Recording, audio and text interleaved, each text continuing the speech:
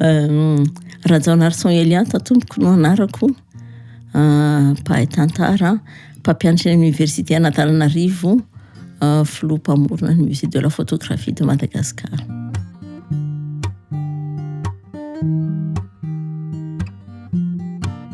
Inona ny atao hoe lamba eto Madagasikara?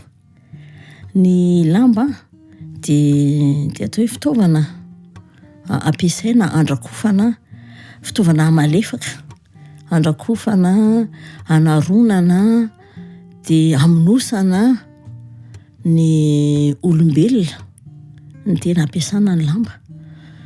Dia ny lamba dia misy amin'ny endrika isan-karazany.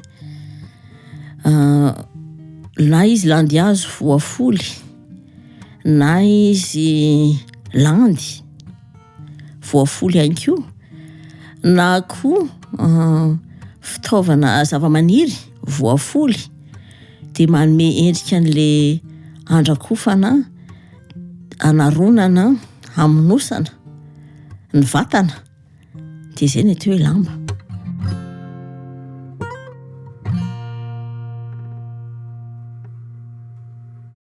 Mbola tafiany malagasy fe lamba. Mila fantarina aloha fa ny lamba dia reny lazaiko teo aloha raha ohatra izy ka tsy nitapahana, tsy nizairina dia manome an'izay koa, kanefa ny lamba ihany koa dia tapahana dia zairina dia mbola manome ny filazan'ny malagasy azy mbola lamba ihany, hoy izy ny ety anivon-tany hoe akanjo.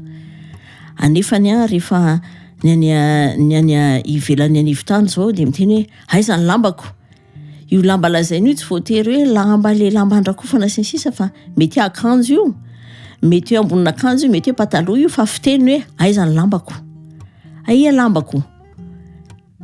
Dia manome le sarin'ny asan'ny lamba izy amin'izay fotoana izay, le fanakonana henatra sy fitafy ihany koa.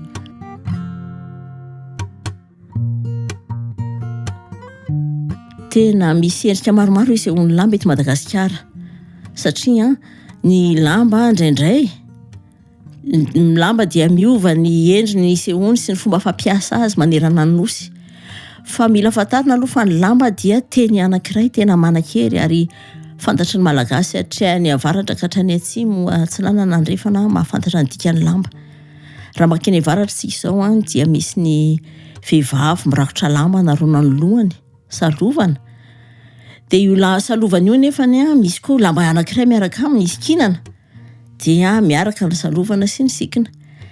Dia io lamba io koa raha kelikely ny habeany, lavalava be izy dia amonosana henatra dia lasa sadia, na koa ataontsika hoe salaka.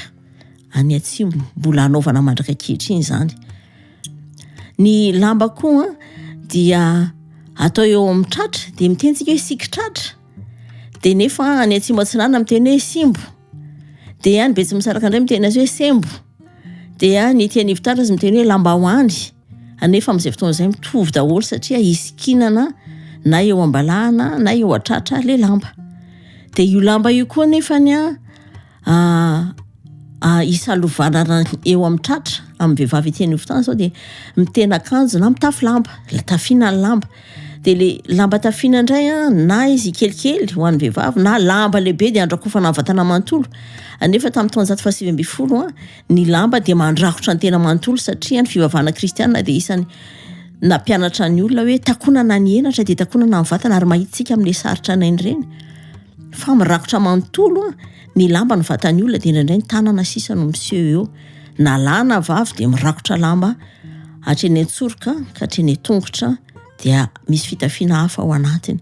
Izany hoe na ny tetin'ny vanim-potoana rehetra ny lamba dia mbola ampiasaina hatramin'izao. Dia amin'izao fotoana izao ary rehefa misy lanonam-be dia mitafy lamba ny olona. Dia amin'izay fotoana izay indray izy na vita amin'ny landihazo na vita amin'ny lamba landy, dia mbola miteny eto Madagasikara hatramin'izay ka hatramin'izao landy ny lamba azafady.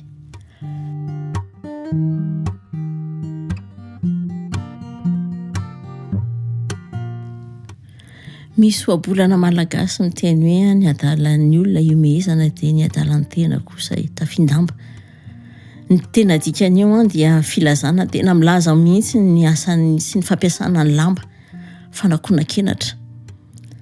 ny dikan'iny oabolana iny raha raisina fomba tsotra toy izao dia hoe matetika ary zava-misy zany eo fiarahamonina hoe me rehefa misy zavatra tsy mety any amin'ny afeny maneso nefa ao amin'ny raha vao misy zavatra mitranga ao amin'ny fianakavian'ny tena dia tsy azo tenena amin'olona ary takonana dia davina ny fomba rehetra mba tsy hisy ahalala le zava-dratsy na tsy mahompy na tsy mety natao dia raisina le oabolana fa ny hafa imezana tokoa fa ny tena takonan-damba zany hoe rehefa zavatra mahakasika ny tena sy ny olona akaiky ny tena dia afenina arovana dia manao an'le asa ny lamba amin'izay fotoana izay le saromana dia takonana dia finosina dia tsy aseho amin'olona izay ny zavatra mitranga.